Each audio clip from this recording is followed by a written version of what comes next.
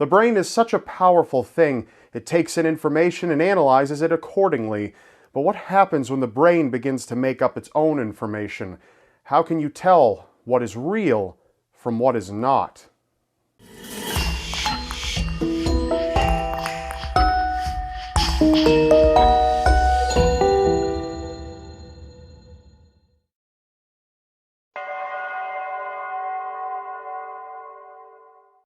Imagine sitting comfortably in your chair when a loved one enters the room, whether it be a brother or sister, a husband or wife, maybe a parent. You've seen them countless times before, but this time is different.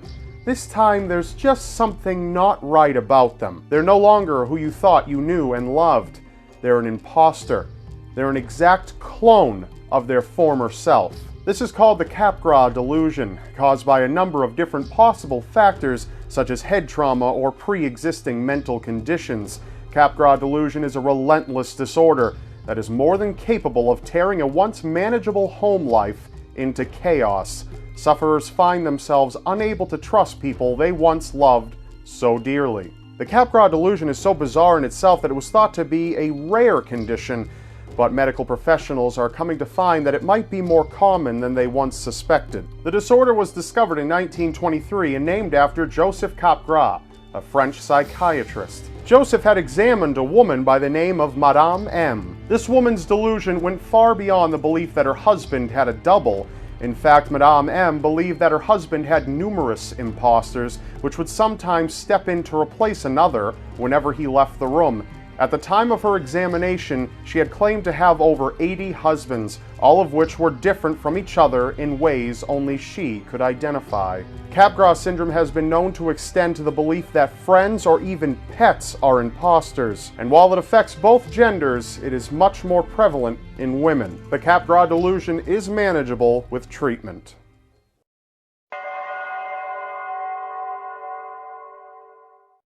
It may sound like it's straight out of a movie, but it is possible for one of your hands to take on a mind of its own, and it's called alien hand syndrome. Discovered by German neuropsychiatrist Kurt Goldstein in 1908, alien hand syndrome is a disorder which causes a person's hand to perform actions without the person being aware of it until they see it or the hand affects them in some way. Like the Capgras delusion, alien hand syndrome is a result of either brain trauma or a pre-existing mental condition. Though most cases only involve a person's hand reaching or grasping for things on its own, there are cases that are a bit more severe. Some cases of alien hand syndrome have been known to reach levels of being abusive, either to its own body or to others. Sometimes this may be pinching, jabbing, or choking.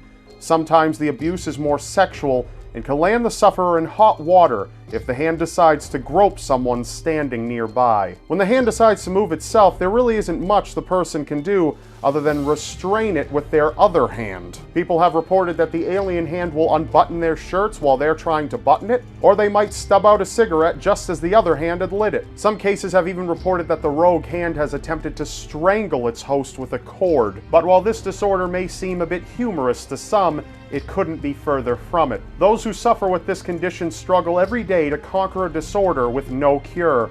Their lives are constantly adjusted to revolve around their condition, a condition a majority of people don't even know exists. This leads some people to resort to voluntary self-harm. Without a cure for alien hand syndrome, sufferers are expected to utilize strenuous mental effort, as well as employ a number of techniques to keep the rogue hand occupied, such as constantly holding something within it. Though some people's conditions will gradually diminish over time, some people are cursed to suffer with an uncontrollable hand for the rest of their lives.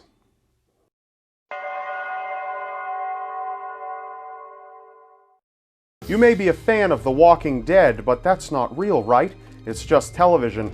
While if perception is reality, then some people believe that zombies are much more than a work of fiction. Luckily for us, walking corpse syndrome doesn't turn anyone into the living dead, but if you were to ask someone suffering from it, they'd insist otherwise. A person with walking corpse syndrome may in truth be very much alive, but in their own minds, they believe that they are dead.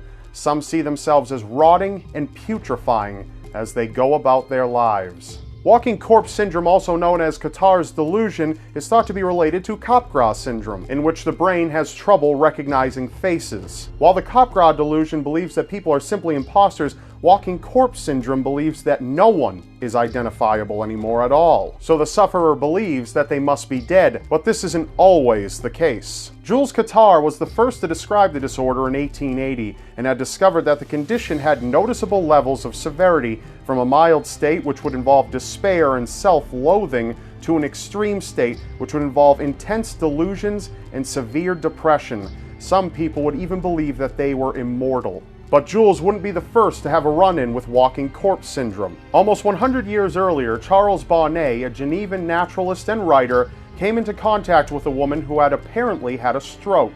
When she regained the ability to speak and move again, she insisted that her children dress her in a shroud and put her in a coffin. Obviously, they were hesitant, but after she continuously demanded her family, friends, and other acquaintances treat her as if she were dead, she was prepared and laid out at her wake so her loved ones could mourn for her. They found this difficult as the woman kept complaining about her attire and the whiteness of her linen. She eventually fell asleep and was put to bed. Her disorder had eventually diminished and she returned to normal, but every few months the condition would return and she would believe that she was dead once more. Fortunately, walking corpse syndrome is treatable. That is, if the person believes that they can be brought back to life. So before you get angry with your brain for forgetting something as you run out the door, or perhaps being unable to recall an important question on a test, take it a bit easy. Things could be much, much worse, and you never know when your brain might turn on you. That's all for now. Remember, you may not believe it, but anything is possible in a world so seriously strange. I'm Rob Dyke, and I'll see you next Wednesday. Please show the artist of this series some love by subscribing to her YouTube channel linked in the description below. Also, don't forget to click subscribe on my channel, because you won't want to miss what's next.